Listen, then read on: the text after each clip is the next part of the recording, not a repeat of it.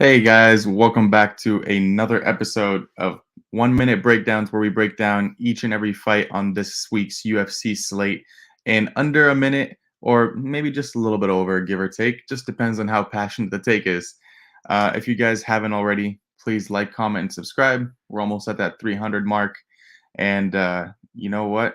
Let's just go and dive right into this thing. I'm really excited about this card. There's a lot of banging fights. I am pretty excited about a few, and you'll get the sense of which ones I'm most excited about through the breakdowns. Not too many bets locked in so far for this card, but I will slowly be uploading them to Bet MMA Tips if you guys wanted to check them out. But without further ado, our first fight, we have Maxime Grishin going up against Felipe Lins. Maxime Grishin is going to have a 1 inch height advantage. Lins is going to have a 2 inch reach advantage, and Lins is also 2 years younger. Maxime Grishin getting up there in age, so is Felipe Lins, but in Felipe Lins' last fight, he came out like a demon and absolutely tore through his opponent. And, Maxime Grishin is a guy who has had a lot of experience and has usually been consistent in the UFC. I know that his past couple of fights have been win loss alternating, but I can't really trust Grishin here. I think Lins might be on some sort of animal animal vitamins, and I think Lins might be able to get this fight done, get this win inside the distance via KO. I think he's a much more powerful striker, but the biggest issue for Lins is going to be his cardio. We have seen him gas out in quite a few of his fights, and sometimes he just looks flat and doesn't offer too much on the feet. So it's just going to depend on how Lins looks. If he shows up and he's in good condition, then I think Lins wins this more often than not. Next up, we have Luan Lacerda going up against Damon Blackshear. Blackshear is going to have a 3 inch height advantage, 2 years younger. Lacerda 1 inch reach advantage here. Now, both of these guys, I mean, the fight's pretty closely lined. Blackshear, obviously, with the 3 inch height advantage, is going to play a big factor. I think Blackshear is the more well-rounded fighter in this matchup. Both guys decent grapplers. But the issue I have with Luan Lacerda is that his cardio tends to fade just a little bit down the stretch. We have seen him slow down versus Damon Blackshear in his last fight against not Javid, Farid Basharat. He was a big underdog in that fight, and if he had 10 seconds left, he would have won, in my opinion, with that triangle choke. Offered a really good fight against Farid. I always get them mixed up. And he looked really good on the feet, looked really solid. His stand-up has improved a lot. His cardio is elite, and he has the grappling skills to go with it. I also think that he is the much better wrestler in this matchup. So if you want to get this fight to the mat, I think that Damon Blackshear would be the fighter that gets this fight to the mat more often than not. So, excuse me. I do favor Damon Blackshear in this matchup as an underdog, currently sitting around plus 125. I think that's fine.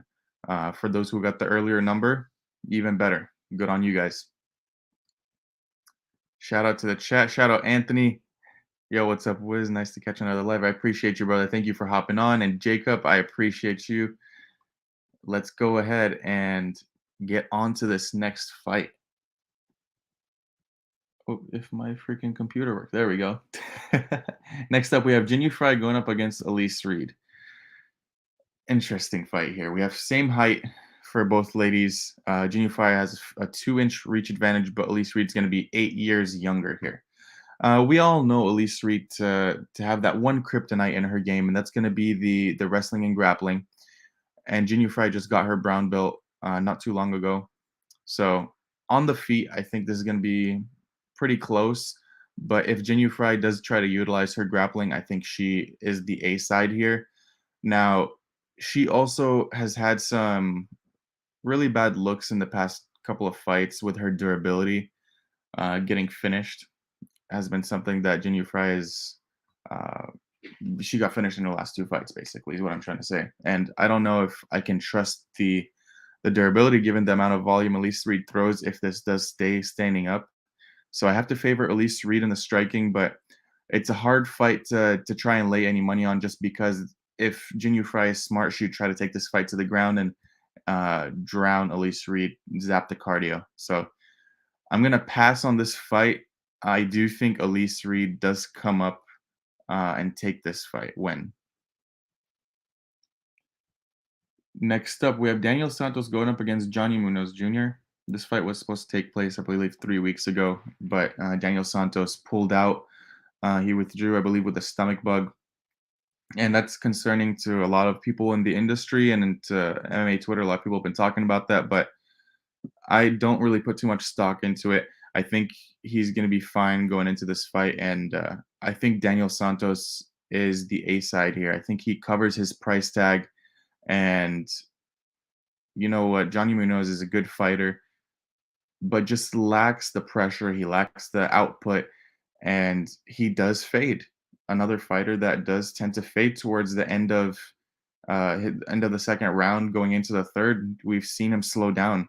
Versus Daniel Santos, he uses his cardio as a weapon, and these type of fighters are the type of fighters I usually like to bet on, where you can weaponize cardio, where it's almost unlimited. And with Daniel Santos, also a well-rounded fighter, I really like his striking game. The spinning attacks, I mean, sometimes can be a little bit sloppy, but I have to go with Daniel Santos in this fight, and I think he covers that 220 minus 220 price tag here. I think he gets Munoz out late in the third round. Let's go ahead and check on the chat. Lacerda under 2 takedowns. I mean, that's not a bad look. I'll say that. Damon Blackshear, the thing is, he can get taken down, but the good thing is that he instantly pops up. But the issue with that is it will be pretty bad for that takedown line if he gets taken down once, pops right back up, and then instantly taken down again. There you go. That's a 2 takedowns to a push, and then one more for a non-cover. That's gonna be a tough one. Great question though. Shout out to Mark, cooking dinner for the kiddos and watching his breakdown. I appreciate you for hopping on, my brother. I appreciate you. What are you making? What are you cooking? Can't make me pick between you two. Hey, you know what? Gordo's my brother. I had the show planned and I didn't even see his tweet, or else I would have moved this back. I appreciate you guys. Anthony, Evan, you guys are the best. But let's go on to this next fight. We have Andre Arlovsky going up against Dontel Mays. And man, do we have things to say about Dontel Mays after that last fight against Hamdi? Like, I'm pretty sure the whole space, without including about 2 or 3 people that I know who are on Hamdi, was everyone bet Dontel, whether underdog or whether at a favorite price. And he just let out a shitter, an absolute shitter. Dontel Mays is going to have a 3-inch height advantage here, a 4-inch reach advantage, and 13 years younger. Now, here's the thing. We know Andre Arlovsky being the decision machine, a split decision machine specifically, and the judges love this guy. His fighting style works perfectly for the judges, where he throws a lot of output on the feet, and is usually pretty good at not letting his opponents taking him down. But what concerns me, especially in that last performance, I know it was against Pizarro, but man, that was just very bad. He was getting pieced up on the feet, got absolutely rocked, and it was the first time we see a chink in the armor with Arlovsky when it comes to the durability.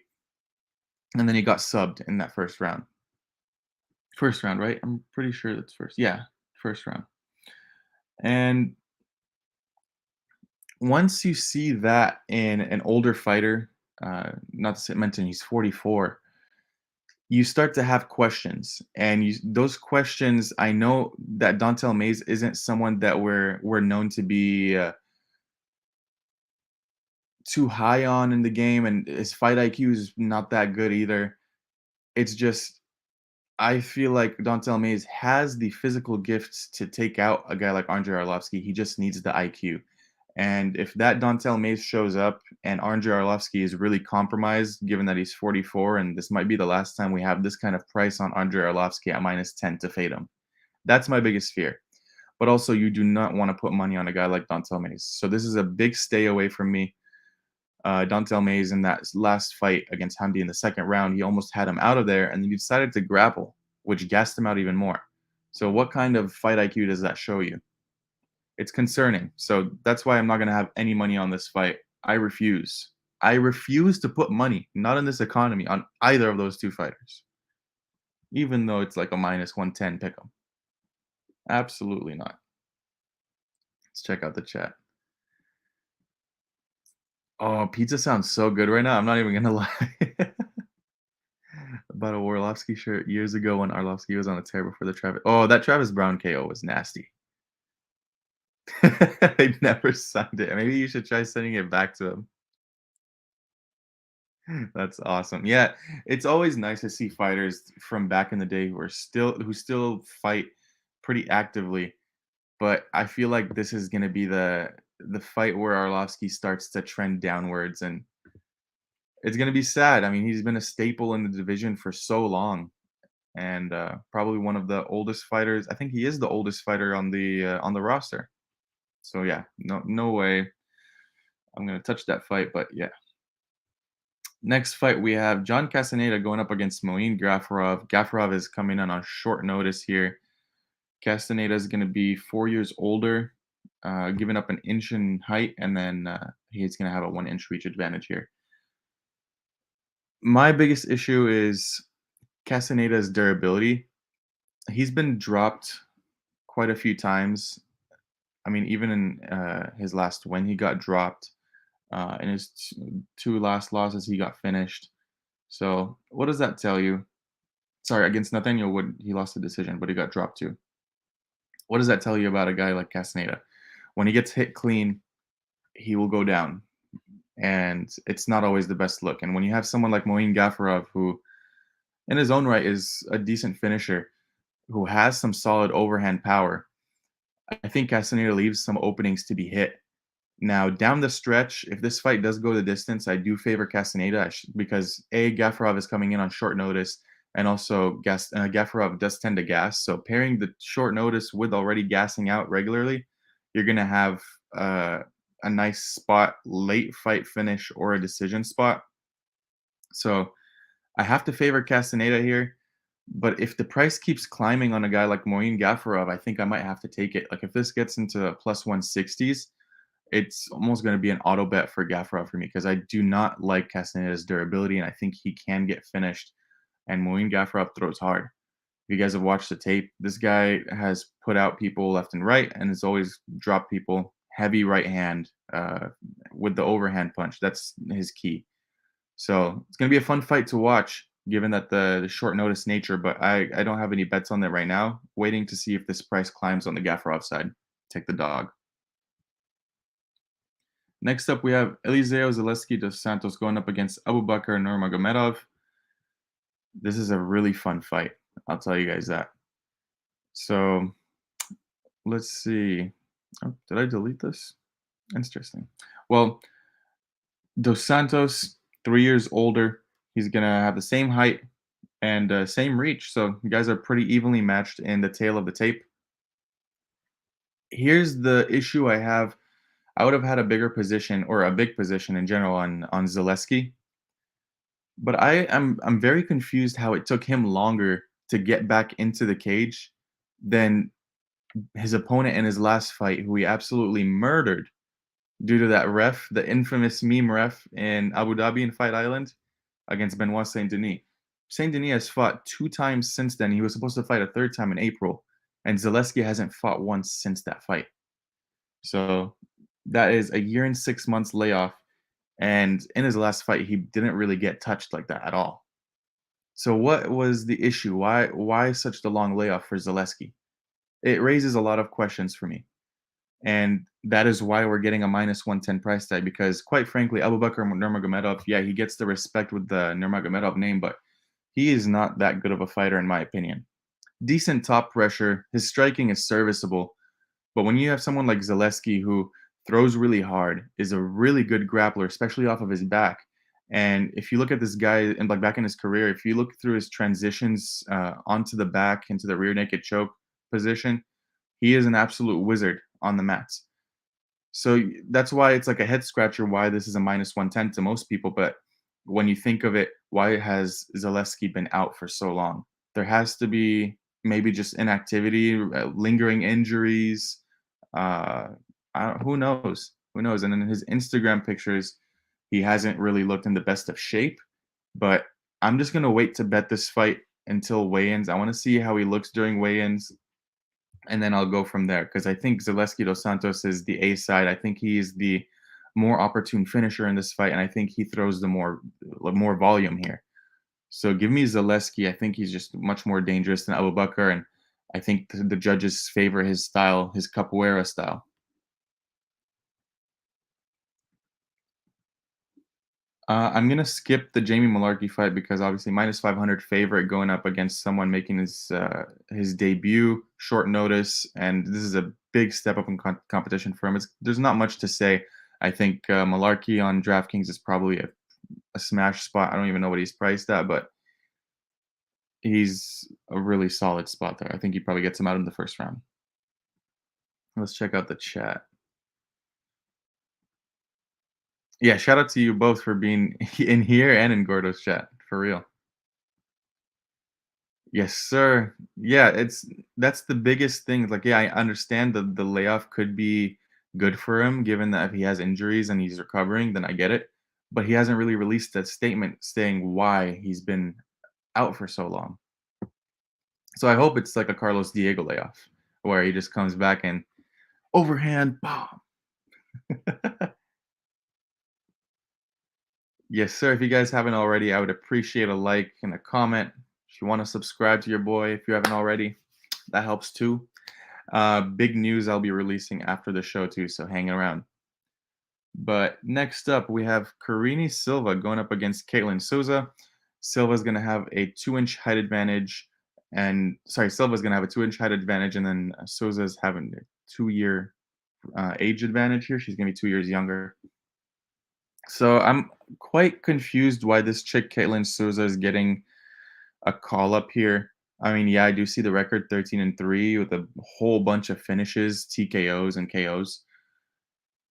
Oh man, this is a very yeah, I just don't understand the move because Karine Silva, I understand the point that she hasn't really been out of that first round in 10 seconds uh in her career, but she's an absolute killer. Once she gets this fight to the mat, it's almost always over. And then on the feet, she carries a lot of power. She's much bigger in size than this chick, Caitlin Souza, and I just fear that she's gonna overpower her and get that first round submission or first round ground and pound TKO. Now, another thing that to keep in mind is Caitlin Souza does carry the power, and if Karine Silva fades after round one, if she looks tired after round one, I'm insta betting Caitlin Souza on the live line because we've seen this time and time again. The most recent one being Jacqueline Amorim, where she hasn't seen that second round, deep third round, and we saw what happened there. She got pieced up by Sam Hughes. And in no way am I comparing Caitlin Souza to Sam Hughes, but she does remind me of the short and stocky Jessica Andrade style, heavy overhand power, and she might be able to get Karine Silva out of there. So if you want to take late round props for Caitlin Souza, I do not hate those, but I do think Karine Silva gets her out of there in that first round. All I'm saying is if it does go to the second and third, we're gonna have a sketchy favorite in line. But ultimately, I do think Karine Silva gets her down and submits her in the first round. Yes, sir. Exciting time in sports. Oh yeah, French Open. I've been following the French Open day in day out. NBA Finals first game tomorrow, and then we have I believe it's a 13-week run in the UFC of consistent events with the PFL coming around too. It's gonna be fun. Luis, tell Gordo to join you live. His stream's about to end in a few minutes. Hey man, I will definitely let him know. Let's actually do this. Should we bring Gordo on here, ladies and gentlemen? I'm gonna text him right now, and I'll continue breaking down the fights, but we can shoot the shit after. How about that? Mr. Gordo Gambles. This will be fun.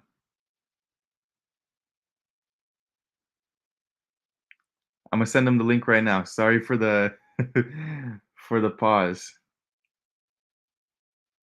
but I have to bring my brother in.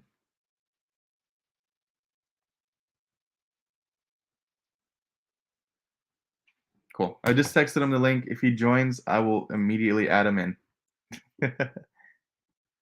All right. So yeah, that's my last thoughts on this fight. Yeah, I think Karina Silva early or Caitlin Souza round 2, round 3. Next up, we have Tim Elliott going up against Victor Altamirano. Tim Elliott is going to be at a 1 inch height disadvantage and a 3 inch reach disadvantage. Altamirano is also going to be 4 years younger here. Now, the talk of the town has been Tim Elliott and what happened with him in his personal life. So I know a lot of people are feeling for him and supporting him during this time. But we're talking fights here. Tim Elliott is a junkyard dog. This guy almost finished Brennan Royval, the guy that doesn't get finished all that often. And Altamirano, I do think he's a good fighter. I do think he has the tools to be a good fighter in the future, but I just think that he hasn't put it together all that well as compared to Tim Elliott. That's my biggest thing. And Tim Elliott can grapple, he can wrestle, and he'll be right in your face in the striking. I think Tim Elliott's gonna cover his price tag here. I think he's gonna win by decision, and I think he grabs a couple of takedowns. Now, if this price continues to climb into the minus 200s, 210s, that's where I'm like not the biggest fan of this fight, of the price. Around the minus 170, I think that's about accurate. So there isn't much value left on the line. Maybe minus 185, minus 190. But other than that, I don't think there's much value if you're waiting for a price to drop. So hopefully we get a good and more motivated version of Tim Elliott. He said that he's a lot more motivated now, that he has no distractions, and that he got that whole case done with his wife. So I think he is the better fighter here, more well-rounded fighter, and more active fighter with better cardio. So give me Tim Elliott. Next up, we have Mr. Gordo Gamble is here. Here we go. Bum, bum, bum, What's up, dude? First time in 1 minute breakdown history, we have a guest. Oh, well, I am honored. And by the way, I can't wait to go back and listen to the rest of your picks. I won't interrupt you on you got what, 3 left here? Yes, Go sir. ahead, man. Hey, how about you kick us off? Oh, talk about this one, man. Well, elephant in the room on this one is, well, 2 things. First of all, Gordon's got a great name. Shout out to Gordon. But the elephant in the room is him being knocked out, what, 2 months ago that is now? I know it says that no contest on his record, but man, he was knocked out cold and he's coming back so early. And do you want to be doing that against someone like Jim Miller coming back so early? That's really the thing. So I think if we take that green thing out of the question, I think if we give Jared Gordon months and months to recover, Jared Gordon should be the favorite. He has the ability to slow down this fight and win minutes here. But it's so dangerous when you have that chin liability against the power of Jim Miller. It's not something I want to see. So I'm going to stick with my gut and say Jared Gordon. However, as a DraftKings player, the upside lies in Jim Miller. Yeah, man, I tend to share the same sentiment. I think I would be less hesitant to pull the trigger on Gordon here if I didn't know that he got partially, according to him, partially concussed. That doesn't. How do you get partially concussed? You're either concussed or you're not concussed. Yep. So if I didn't know that, I would definitely be betting Gordon here, just due to the sheer fact of, yeah, I know it's only 5 years of an age gap, but it's still 5 years. And the much better striker in this matchup and the much faster guy is going to be Jared Gordon. Jim Miller, yeah, I do understand he has the submission skills too to go with the striking, but in his last fight, he was just getting beat around by Rafa. It was horrible. It was hard to even watch. So I ultimately have to lean with Jared Gordon. Am I going to bet him this weekend or parlay him up? Probably not. It's too tough for me to take, given that he was partially concussed. There's no such thing as partially concussed. Hey, the man said it himself. Yeah. Oh well, my whole education's a lie. But no, really, it is an interesting one. And although I think, like, gun to my head, I think Jared Gordon wins this fight. Do I want to get there when his chin is such a liability? Don't think so. And minus 85. Yeah, no, thank you. Yeah, no way. I'll cheer for Miller, by the way. What was that? I'll cheer for Miller. He's like, you want to see the guy win, just like Anthony's saying there as well. Absolutely. And I mean, the guy's trying to get to the UFC 300, so you got to respect him for that. He'll work in 3 generations. Next up, we have Alex Caceres going up against Daniel Pineda. I'll start this one off. Alex Caceres at the moment is around a minus 175 to minus 180 favorite. And in this economy, I cannot trust Alex Caceres as a minus 180 favorite. Here's the thing. I do think he has the better skill set in this fight. I do think that a lot of people are overvaluing him because of that finish against Julian Erosa. And I understand that kick landed flush, though. It's not something that is often repeatable. But when you're going up against someone like Daniel Pineda, who is a junkyard dog similar to Tim Elliott, he will be all up in your face and try and get you out of there. This guy hasn't seen a decision. He only finishes fights. And if not, he's getting finished. But I don't think Caceres is going to be finishing Pineda here. I think Pineda is going to be the one that's going to finish Caceres. Caceres tends to leave a lot of openings in the striking. We've seen against Sung Woo Choi. Choi pretty much had him out of there until he wanted to grapple randomly. So I think Pineda is going to be able to knock Caceres out probably in the later rounds. He said it himself in an interview a couple of days ago. He said either I'm going to go and knock him out or he's going to finish me. So you can already guarantee a finish in this fight just by what he's saying, right, Gordo? You can guarantee it? You should be, right? I hope so. A better way of targeting this fight, in my opinion, is fight doesn't go to decision. At minus 135, I think it's a great price. But that's my take on this fight. What do you think, Gordo? I'll be on that as well. And Mark brought up the other elephant in the room. We have another elephant in the room fight here is Pineda, man. The guy gets busted for what, like horse tranquilizers? Like the guy was on that good stuff, man, over in PFL. Yeah, he was on that good stuff. And to his credit, I don't know what kind of stuff he's on right now, but because of that huge nuance, we don't know how he looks off of it. I mean, the guy, after he came back from that suspension, I think it was against Swanson, maybe it was, looked horrible. And we get 2 different versions of Pineda. We get the guy who's, I don't want to say juiced up because I don't want to make any allegations, but a guy who's ready to go and he's getting off some good vibes that way. Or a guy who's kind of poor that way, getting destroyed by Feely, getting knocked out by Swanson there, a guy who shows holes in his game. So I don't know what version of him is coming out there. And for that reason, it's hard for me to really get behind him as much as I want to. Truth is, I think he's a killer to be killed fighter who's very, very explosive round 1. And if I'm Alex Caceres, I got to survive that first round and a half, and then I can take over. Because when it comes to the more technical fighter, it's Alex Caceres in my eyes. He's got more range. I think he's the better striker that way. The guy's more dangerous is Daniel Pineda. I mean, that guy's explosive, early upside that way. So I think it's either Pineda early, Caceres late. I opt towards Caceres, but man, I might just get there with you with the fight doesn't go. Absolutely. And then, Pineda looked really good. Career best in his last fight. But, ladies and gentlemen, it's Tucker Lutz. No disrespect. He'll beat my ass. But it's Tucker Lutz. That's the thing too, man. You're a fighter. I mean, so like I'm not a fighter. Anybody can kick my ass, right? So it's like I can't talk as much trash, but yes. With that logic, however, though, didn't Caceres put on like a best fight last time out too? Yeah, I mean that finish was probably the highlight of his career. Yep. So I think you're getting a fight that's a live betting option as well. I think you take Caceres after round 1. But why complicate it? If Pineda is going to go out there and continue his 100% finish rate, under. Absolutely. Well, I think we broke down that one pretty well. Let's go into the last fight, the main event of the evening. We have Kai Kara-France versus Amir AlBazi. Gordo, take us away. First of all, I apologize for breaking the whole 1-minute breakdown thing. I like to talk. We'll try to make this one quick. Don't worry about it. I am not a Kai Kara-France hater. However, I am harder on him than I think other people are. Hater. And yeah, it's going to come true.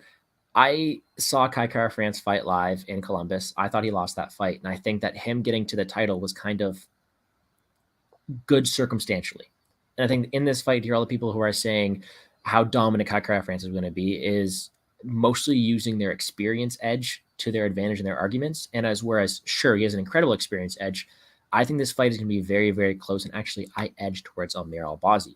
All these spots are all the reasons that a lot of people have been fading Kai Kara-France over the past, including with Rogerio Bontorin or with Royval, was because of that ground game and because of his ability to be taken down, be controlled, the same way we saw Bontorin do in that very first round until Kai Kara-France got that walk-off, right? I think that Amir AlBazi is deadly on the ground. I think he has the ability to pose a lot of problems. And I think that the discrepancy in the ground game is larger than the discrepancy in the striking. So Amir AlBazi is still green, a lot to see, but I do think he has a path to victory here. And I think that because of that, I'm a guy who likes his grapplers over strikers, and I do think he has an ability to get it done here this weekend. You know, I agree with some of the points here, but my issue is we haven't really seen Amir AlBazi go up against anyone of high quality like Kai Kara-France had. And I know that's an argument that you mentioned, but another thing is in that last fight where Kai Kara-France lost against Brandon Moreno, I had him up and winning that fight up until he got finished. I don't disagree. He showed a good get up game against Askarov. It was a really close fight. I do think Askarov won, but on the feet, he almost put Askarov out. That's one thing. The amount of times he negated the takedowns and defended the takedowns is also a shining point in that fight. And against someone like Amir AlBazi, who, I do think he has some decent entries in the wrestling, but I feel like he just hasn't faced anyone with some decent down defense in his career, which is why he's had it a little bit easy. I mean, if you look at some of these names, Alessandro Costa, not the best takedown defense. Francisco Figueiredo.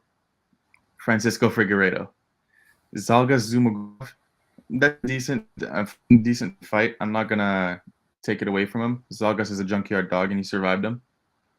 Malcolm Gordon. And then Ryan Curtis.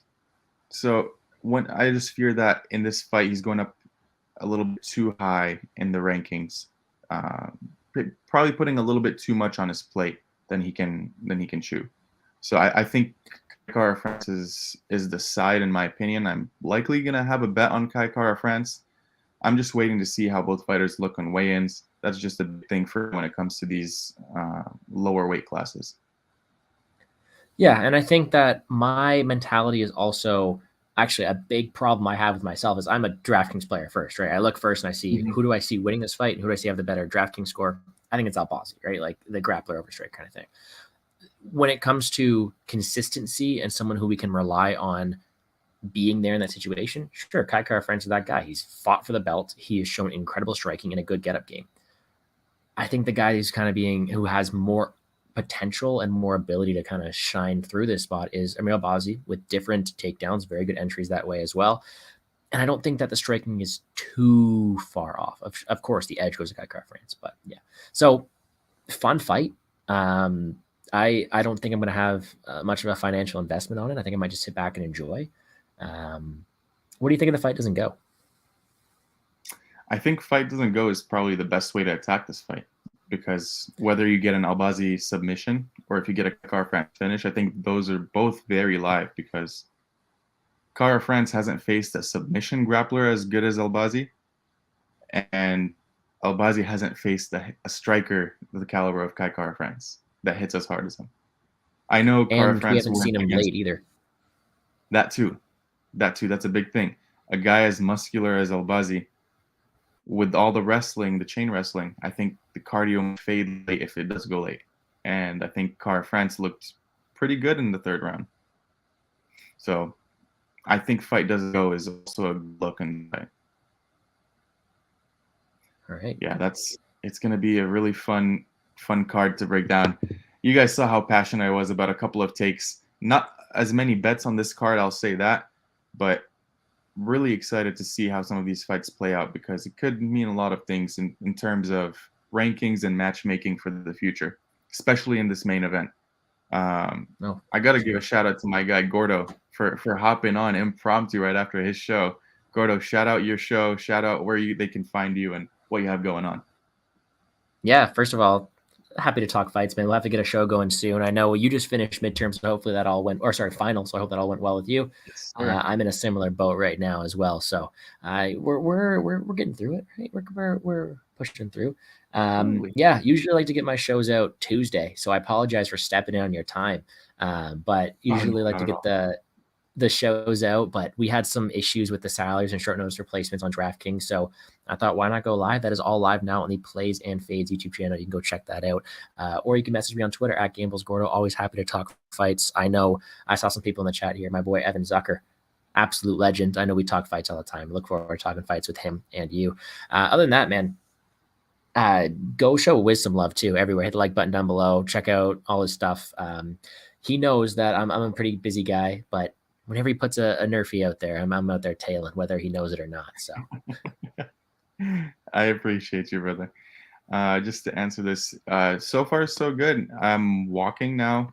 I had my first training session yesterday, just light bag work. So no kicking yet, no explosive movements, but I was able to hit the bag yesterday for the first time.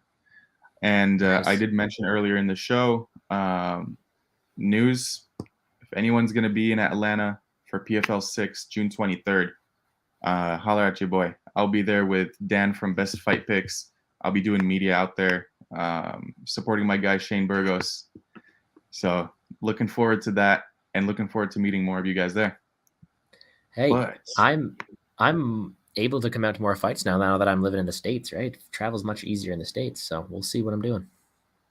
June 23rd. June 23rd. We'll see. We'll have to talk about this offline. No. No. Before we go, no. Please, no. What is your opinion on that fight, Gordo? Dontel Mays cannot be trusted at a favorite price tag. But am I going to line up to bet the 44-year-old? No. So favorite saying of mine, gun to my head, who am I picking? Well, I can trust Arlovsky more to go out there and slow the fight down and fight from range. Sure, Mays may have more upside, but I don't think it happens too often. Ugly fight. Better fights to waste your money on. Absolutely. And the infamous Tajik Bey, if you want to do a donation alert, put both fighters' pictures on there. If you want to bet on this fight, donation alert. Either way. But that's all for now, guys. I appreciate you all for joining in and being active in the comment section. I appreciate you, Gordo, for hopping on. Please go give this man a follow on Twitter at Gordo Gambles, a subscribe on YouTube at Play and Fade Sports. We will be back with another episode of 1 Minute Breakdowns next week and a new episode of Personality Pick. But until then, we will see y'all later. Peace and blessings to everyone.